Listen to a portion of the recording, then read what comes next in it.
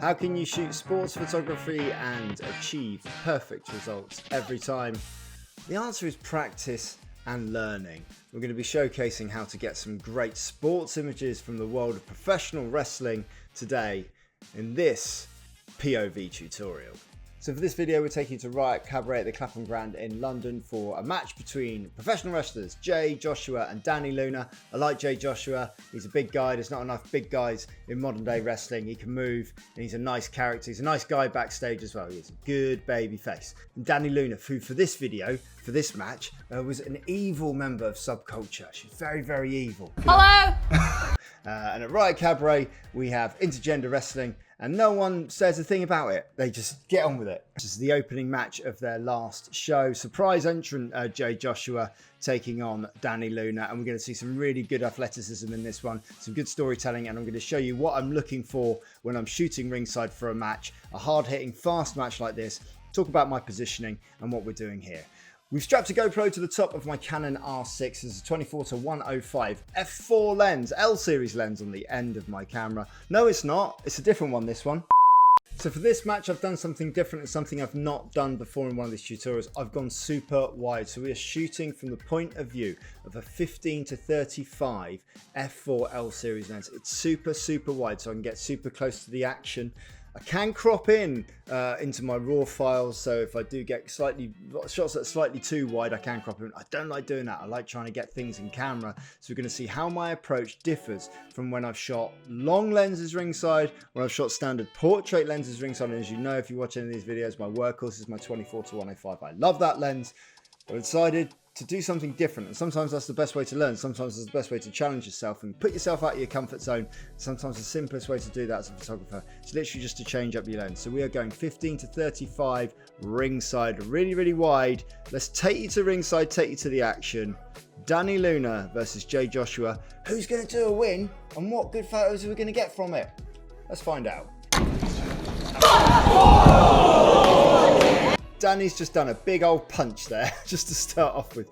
We started fast. So Dani's big punch has given us this shot here. There's lots of space there for me to take these shots, and I've really had to get underneath that bottom rope to capture the whole shot there and to get really, really close. She stretches out here, and you can see on that wider lens, I can get the full length of her with the arms stretched out, and bang, goodness me. Right, there's a lot to take on board there, but let's just have a look at that shot as the shot came in. We'll just pause that there. So a lot to take on board there as to what's happened. We've managed to capture this shot here right on the impact, just after the impact, which is good because it gives us the reaction of both parties. But then as Jay comes down here, you'll notice, just wind that back a fraction. Watch Jay, watch Jay, watch Jay, watch Jay. Sees me ringside. Just for a fraction of a second, just saw me ringside, and that gave us this wonderful capture here where he's looking down towards me. Moving the video forward, they come back into the middle of the ring eventually. They go hook on the top rope. They come back into the middle of the ring, and it's an exchange of blows. You'll see Jay will come in here when they get back into the middle of the ring. And a good reaction there from Dani, which gives us this cracking shot here.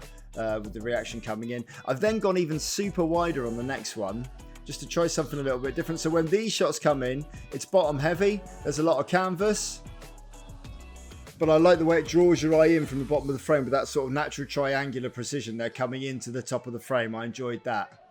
All of those shots are away from me. Jay's firing away from me, but we come up, reversal, chop block. Not getting a lot here because it's all going away from me. And then up onto the shoulders. Big move. Ow. That looked like it hurt. Pinfall. And when she kicks out, I'm there to see that reaction. You see how I lean in and I get that second shot and that third shot. That second and that third shot of the reaction from kicking out of the pinfall. Really, really crucial there in telling the story and getting something a little bit different. Moving it on. Getting JJ's reaction in the background. When we eventually come back up and into the frame. Again, these wide angles are really, really helping give me lots of license and space. So that when things like this happen... Oh, see how close that felt but based on where we are with the GoPro, we are underneath that bottom rope, but we managed to capture this shot here where the place looks big and the whole shot looks big and they look far away, and we got the impact right there on the chest as well. We come in, managed to capture that one as well with a nice look in the foreground, and then the reaction where she comes really close. I can get really close with the GoPro, but I can also get close with the camera and get all of these reactions of Dani as she sort of shows out. We can then whiz round in between the moves, always aware of what's going on around us, using our peripheral vision. Got it third time. To come around and see Flash there. Get a little capture of Flash just showing out to her. Helping her along, helping his tag team partner along. Not his tag team partner. He's an advocate. He's a manager. He's a valet.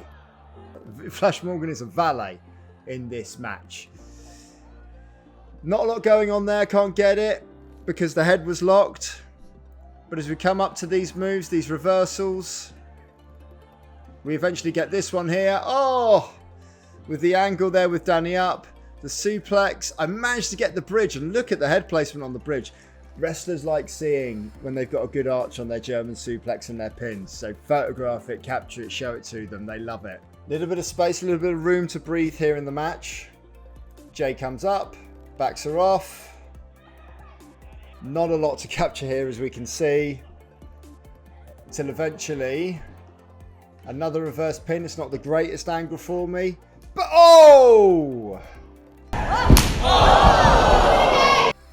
That chop to the chest we managed to capture. We managed to get that here right on the impact as well. You can see now where they're on the other side of the ring as well. They're quite a long way away. With this wider angle, we can still get detail in there. We can still crop into it, but I like to set the scene. I like to keep the referee in shot as well. Reaction to the pin. Look at that with the hand up. Just for whatever reason, created this really nice triangle in the shot, which I really like. Even though you really can't see any faces in this shot, that triangular shot there just gives us a nice pleasing angle. I want to see Jay show out, and I'm starting to get a little bit stale where I am, so I've just moved around to the side, capture this shot here, quick switch around to portrait to get the full length one. You can see how close I am. Look how close I am, but on the 15 to 35 wide angle, I can still get a full length portrait of this massive wrestler, which is really, really cool.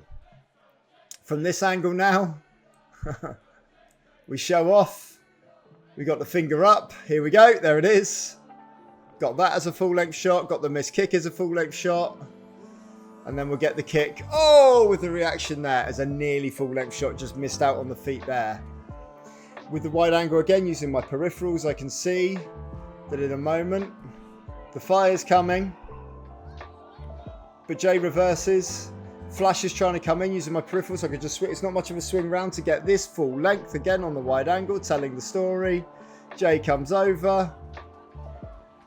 And then eventually, and this is my only faux pas in the whole thing, and I miss things. I miss the low blow. I'm not in the right position for this finishing sequence. And so I've missed two things. I've missed the finishing move, I've missed the pinfall, and I've missed the low blow to set it all up. But what I can do is I can swing around quickly and just get these shots of Dani Luna. I know she's going to show out to hard cam, so I can just swing around to this corner first, and then eventually swing around and duck below where the hard cam's videoing to get these shots of her victorious with Flash in the ring. And then eventually, see how close we are there on the first couple, and then when they do the one with all of them with their arms up in the air, just switch it round to that 15mm, and we get the full length shots, and the story's told with the lines of the arena in the background. Eventually, of course, because they're baddies, they're not good, they're baddies. There's a beatdown. There it is. Starting to beat down their beaten opponent, which isn't right. It's not on. And I'm ready for the chaos that's about to ensue, because I knew what was going to happen. And I knew from talking to the protagonist, talking to management, where anyone who behaved badly was going to get ejected. So I just come round to this side, get Dani there, in the corner with security, until eventually they're chucked out. And the whole story of the match has been told from the opening exchanges, the winner, until eventually them getting chucked out. I hope you've enjoyed that look at wide angle ringside photography. It's really good. It gives your pictures a different look. It's a good fail safe. You manage to capture everything. And like I say, if you're feeling a little bit stale and feeling like you want to try something a little bit different, changing up your lens, it doesn't have to be a super expensive lens. You can just get something sort of cheap, second hand, something different. You could shoot a whole wrestling match on just a 50mm lens, one of those small 50mm Canon lenses that you can get. Just try something a little bit different. Try and force your eye to look at things in a different way and approach the subject matter in a different way to create different images. It's the only way to try and create different stuff. If you've enjoyed this video, you can get involved by sending us images for a portfolio review. The details are below. Just email me, portraitofawrestler@gmail.com.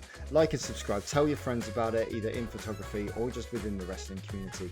If you are a photographer looking to improve your photography and improve specifically your studio lighting, I've got something for you. You can look at my new website, nofussmust.com. There's a free downloadable posing guide to help you with your posing, 101 free poses, but also there are some lighting tutorials on the principles of studio lighting. Download those today and help improve your photography and take it to the next level. Until the next time, all the very best.